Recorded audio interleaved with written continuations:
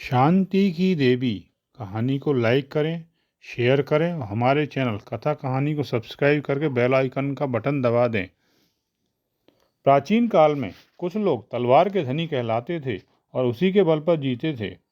यानी तलवार लेकर किसी राजा की फौज में भर्ती हो जाते थे और लड़ाई भिड़ाई करके जिंदगी गुजार देते थे।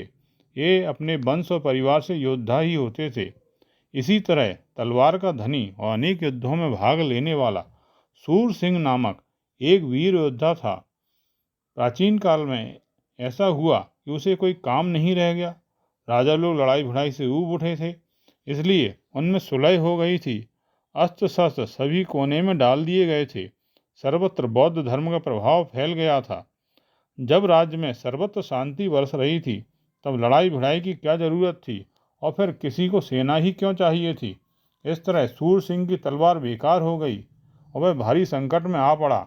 उसे तो एक ही काम आता था, तलवार चलाना। चाहे जितने भी सर उसके सामने आ जाते, वह आसानी से सबको काट डालता। लेकिन अब ना कहीं लड़ाई रही और ना उसके लिए कोई काम रहा। फिर वह अपने आप को बचाए तो कैसे बचाए। उसकी आजीविका का संकट आ गया। राजा लोग अब डरपोक बन गए हैं। जनता में साहस का नाम ही नहीं रह गया है। फिर मेरी तलवार भी तो अब कोने में पड़ी पड़ी जंग ही खाती रहेगी ना।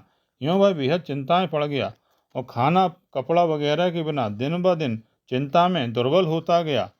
दाना घास न मिलने से उसका घोड़ा भी कमज़ोर होकर लड़खड़ाने लगा था। आखिर लाचार होकर सूर सिंह कहीं किसी नौकरी की खोज में निकला। जाते जाते एक दिन सूर्योदय के समय वह एक खेत के पास पहुंचा। खेत में एक किसान हल जोत रहा था।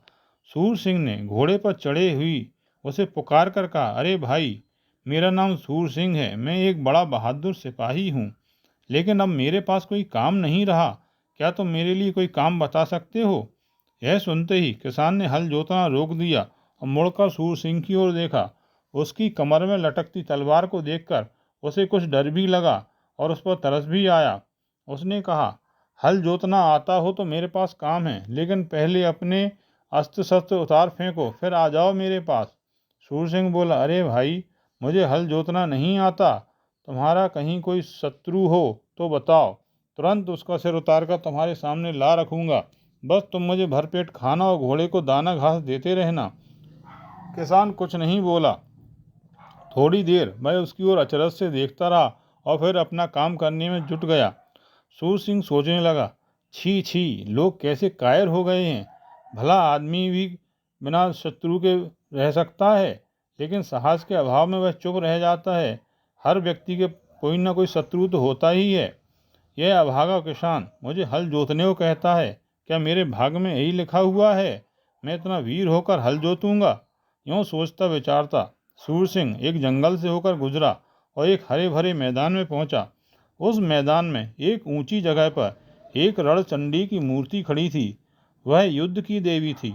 उसको देखते ही सूर सिंह उत्साह से भर गया और घोड़ा दौड़ाकर उसके पास जा पहुंचा।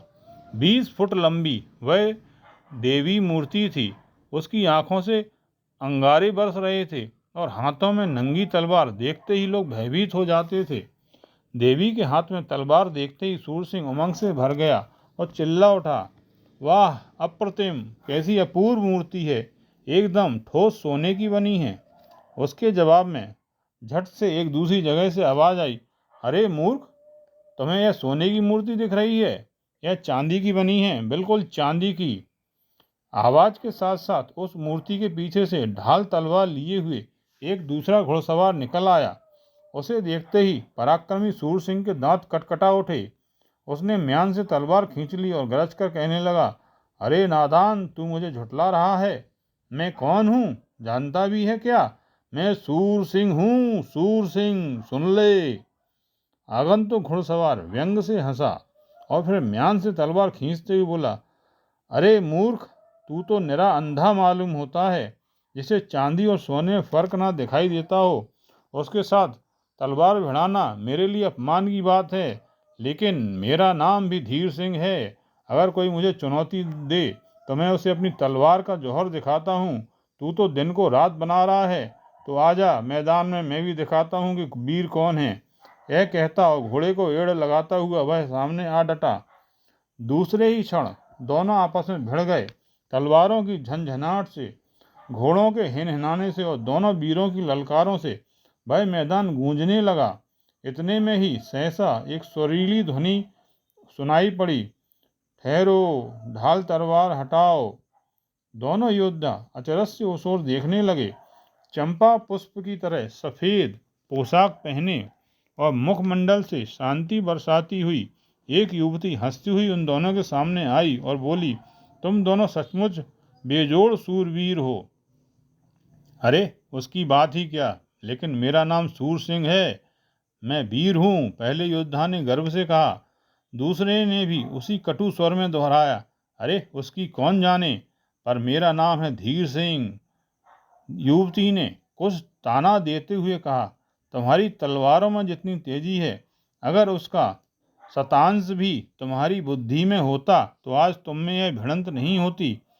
सूर सिंह ने अपने प्रतिद्वंदी का मखौल उड़ाते हुए कहा, इस मूर्ख की आंखें नहीं हैं, कहता है यह देवी की मूर्ति चांदी की बनी है।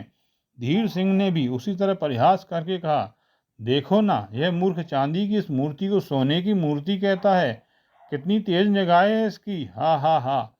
युवती यह सुनकर खिलखिला उठी और दोनों वीरों को साथ लेकर मूर्ति के इर्द गिर्द घूमने लगी। घूमते हुए सूर सिंह को वह मूर्ति चांदी से मढ़ी दिख पड़ी और धीर सिंह को वह सोने की दिखाई दी। दोनों अचरज से एक दूसरे का मुंह देखते रह गए। इतने में वह युवती अदृश्य हो गई और उनके कानों में एक आवाज गूंजी, वीरों, मैं ही शांति की देवी हूँ, तुम दोनों महान वीर हो, लेकिन अनावश्यक युद्ध करना छोड़ो, कभी भी झूठे आवेश में मत आओ और शांतिपूर्वक जीवन बिताओ। अब इस देश में शांति रहेगी। यह सुनकर दोनों सूरवीर घोड़ों से उतर पड़े और एक दूसरे के गले लग गए। आपने यह कहानी ध्यानपूर्वक सुनी, इसके लिए धन्यवाद। आपको यह कहानी कैसी लगी कृपया कमेंट बॉक्स में जाकर बताएं।